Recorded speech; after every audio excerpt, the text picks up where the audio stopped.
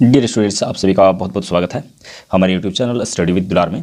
तो बच्चों, आज हमारे सामने है क्लास 4 का हिंदी बुक और इसका चैप्टर है चैप्टर 20, आचार्य के छात्र। आचार्य मतलब टीचर होता है, शिक्षक, गुरु, और छात्र स्टूडेंट।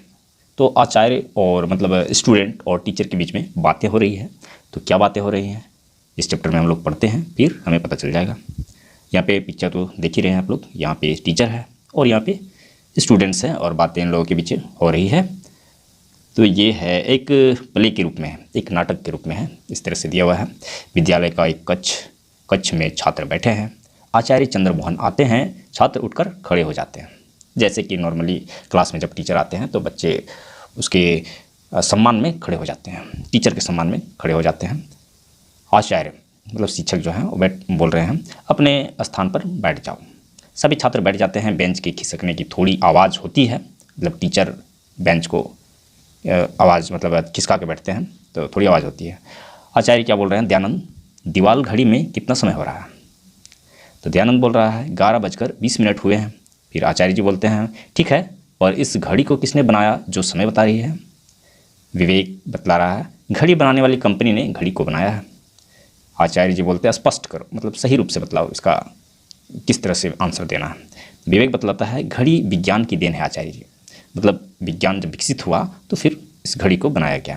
तो फिर आचार्य जी आगे बतलाते हैं, विज्ञान के आविष्कार के पहले हम सूर्य और चांद को देखकर समय का पता लगाते थे, पर विज्ञान ने घड़ी बना दी है, समय को जानने में सुविधा हो गई। तो पहले भी समय को जाना जाता था, उसका माप किया जाता था, उसको कितना बीता है ये पता लगाया जाता था। तो उसको पता लगाने के लिए लोग सूर्य चांद को देखकर पता लगाते थे।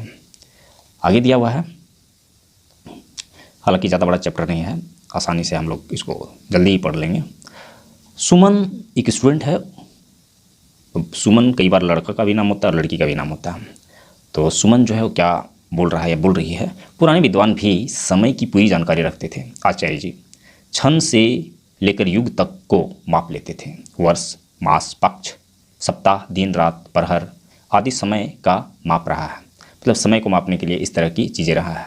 प्रहर, दिन, रात, सप्ताह, तो ये सारी चीज़ें जो है बहुत सारे चीज़, मतलब बहुत सारे नहीं, ये प्रहर हो गया और पक्ष हो गया, बच्चों को समझने में थोड़ा सा मुश्किल होगा। तो आप लोग जब आगे पढ़ाई करेंगे धीरे धीरे समझ में आ जाएगा। तो आचार्य जी क्या बोल रहे हैं, सही कह रहे हो सुमन। सुमन, आचार्य जी पंखा चला दूँ, शायद बिजली आ गई है।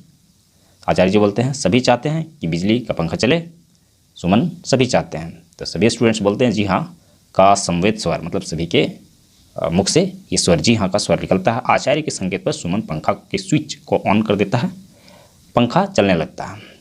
पंखा चलने लगता है तो आचार्य जी क्या बोलते हैं, पंखे की हवा अच्छी लग रही है। हम तो कभी ताड़ के पंखे और कभी घर के बड़े कमरे में मोटे कपड़े के पंखे से गर्मियों में हवा पाते रहे हैं। बिजली के पंखे ने तो बड़ी सुविधा दे दी है, मतलब पहले जो है पुराने ज़माने में लोग बांस के पंखा हुआ करता था या ताड़ के पत्तों का पंखा जो बनाया जाता है या मोटे कपड़ों को इस तरह से करके बनाया जाता है, तो उस तरह के पंखे की बात कर रहे हैं आचार्य जी कि हम लोग तो उसी से हवा पाते थे गर्मियों में। बिजली के पंखे तो थे नहीं, लेकिन अब जब से बिजली के पंखे आए हैं तब से गर्मियों में काफ़ी सुविधा हो गई है, उससे हमें हवा मिल जाता है। विनय क्या बोल रहा है, विनय एक स्टूडेंट है, बिजली का पंखा भी तो विज्ञान की ही देन है आचार्य जी। तो आचार्य जी बोल रहे हैं, हाँ विनय, विज्ञान ने बिजली को पैदा किया है और फिर विद्युत धारा की शक्ति से पंखा चल रहा है। तो विनय आगे बोल रहा है, हम वर्षा काल में बादलों के बीच बिजली को चमकते देखते हैं, हमने विज्ञान की मदद से बिजली का उत्पादन कर लिया। तो बिजली जो है पहले से ही वो उत्पन्न है, उसको कोई आविष्कार नहीं किया गया, लेकिन फिर भी उसको स्टोर किया गया और कैसे यूज़ करना है, उसको कैसे स्टोर करना है, ये जानकारी प्राप्त किया गया। बिजली को बादलों के बीच चमकते हुए देखा जाता था, अभी भी देखा जाता है, लेकिन हम उसको यूज करना नहीं जानते थे। आगे आचार्य जी बतला रहे हैं, विनय कल तो दिन भर बिजली बंद थी, कैसा लगा? मतलब बिजली गई हुई थी, कटी हुई थी, तो कैसा लगा? तो विनय उसके बारे में बतला रहा है, बिजली के नहीं रहने से नल में पानी नहीं आया, आटा चक्की बंद रही, गेहूँ नहीं पीसा सका, पंखा नहीं चल सका, दिन भर गर्मी से बड़ी परेशानी रही। उधर चाचा जी का कारखाना भी बंद रहा। तो बिजली नहीं रहने से एक ही दिन में बहुत प्रभाव पड़ता है लोगों के बीच। मतलब आचार्य जी बतला रहे हैं कि मतलब यह है कि पहले आसमान से बिजली गिरने का डर रहता था, जब बारिश होती है तो अभी भी डर रहता है। अब बिजली के बंद रहने से मन डरता डरता रहता है, सारा जीवन बिजली से चल रहा है। मतलब हम लोग काफ़ी डिपेंड हो गए हैं बिजली पे। अगर बिजली एक दिन ना रही तो हमें व्याकुल सा महसूस होता है कि कब बिजली आएगी। और बिजली विज्ञान की देन है, बिजली भी विज्ञान की ही देन है। दयानंद स्टूडेंट है और बतला रहा है, आचार्य जी विज्ञान तो मानव की बुद्धि की देन है। मतलब विज्ञान की देन बाकी सारी चीज़ें हैं, लेकिन विज्ञान किसकी देन है? विज्ञान मनुष्य की बुद्धि की देन है। मनुष्य ने ही अपनी बुद्धि से विज्ञान को विकसित किया है और विलासिता की वस्तुएं उत्पन्न कर रही है। विलासिता की वस्तुएं मतलब सुविधा, अपने आप को सुविधा देने वाली वस्तुएं जो है उसी को विलासिता, जिसको आराम सुख का वस्तुएं समझा जाता है।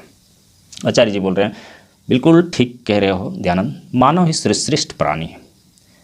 अब मानव ने अपनी बुद्धि के बल पर अपनी सभ्यता तथा संस्कृति का विकास किया है, इसलिए तुम सबको विद्यालय और महाविद्यालय में पढ़कर अपनी बुद्धि का विकास करना है। जिस तरह से मानव पुराने समय से अपनी बुद्धि का विकास करते आ रहे हैं, तो उसी तरह से तुम लोगों को भी विकास करना है। और मनुष्य ही सबसे श्रेष्ठ प्राणी है, क्योंकि वो अपने बुद्धि को विकसित कर सकता है, लेकिन दूसरे पशु पक्षी जानवर जो है वो अपनी बुद्धि को विकसित नहीं कर सकता। इसलिए मनुष्य जो है सबसे श्रेष्ठ प्राणी है। यह अवसर मिला है बुद्धि विकसित करने का, इस अवसर को नहीं खोना है। तो इस अवसर को खोना नहीं है, आचार्य जी बतला रहे हैं स्टूडेंट्स को। तो यहाँ पे ये चैप्टर समाप्त हो गया है। इसमें ये देखिए यहाँ पे दिया हुआ है इसका अभ्यास, निम्न शब्दों में विशेषण लगाइए। ये शब्द जो दिए हुए हैं इसके पहले कुछ विशेषण लगाना है। और इसमें ये तो ऑलरेडी दिया हुआ है, एक वचन से बहुवचन बनाया हुआ है, छात्र बैठा है, छात्र बैठे हैं, तो बनाया हुआ है ऑलरेडी। तो इसमें जो है आने वाले समय में आपको बनाने के लिए दिया जा सकता है नेक्स्ट क्लास में। और यहाँ पे निम्नलिखित प्रश्नों के उत्तर दें, तो ज़्यादा क्वेश्चन तो है नहीं। तो चलिए मैं आप लोगों को इसका क्वेश्चन का आंसर कंप्लीट करके देता हूँ। यह है चैप्टर 20 का क्वेश्चन आंसर। क्वेश्चन नंबर 2 में निम्न शब्दों में विशेषण लगाएं। इन शब्दों में विशेषण लगाने के लिए कहा गया है, समय हो गया तो उचित समय, देन प्राकृतिक देन, घड़ी कीमती घड़ी, पंखा पुराना पंखा, हवा तेज हवा, कपड़ा साफ कपड़ा, मदद प्रत्यक्ष मदद, बिजली चमकती बिजली, बुद्धि तीव्र बुद्धि। क्वेश्चन नंबर 5 जहाँ पे निम्नलिखित प्रश्नों के उत्तर दें, कहा गया है मानव सर्वश्रेष्ठ प्राणी है, कैसे? इसका आंसर है, मानव ने अपनी बुद्धि के बल पर अपनी सभ्यता तथा संस्कृति का विकास किया है, इसलिए मानव सर्वश्रेष्ठ प्राणी है। विज्ञान किसकी देन है? विज्ञान मानव की बुद्धि की देन है। हमें किस लिए अवसर मिला है? हमें अपनी बुद्धि का विकास करने का अवसर मिला है। और आगे है, बुद्धि का विकास कैसे होगा? विद्यालय और महाविद्यालय में पढ़कर बुद्धि का विकास होगा। ज्ञान और विज्ञान में क्या अंतर है? ज्ञान संपूर्ण जानकारी है, जबकि विज्ञान ज्ञान का ही एक हिस्सा है। ज्ञान से ही विज्ञान की उत्पत्ति हुआ है।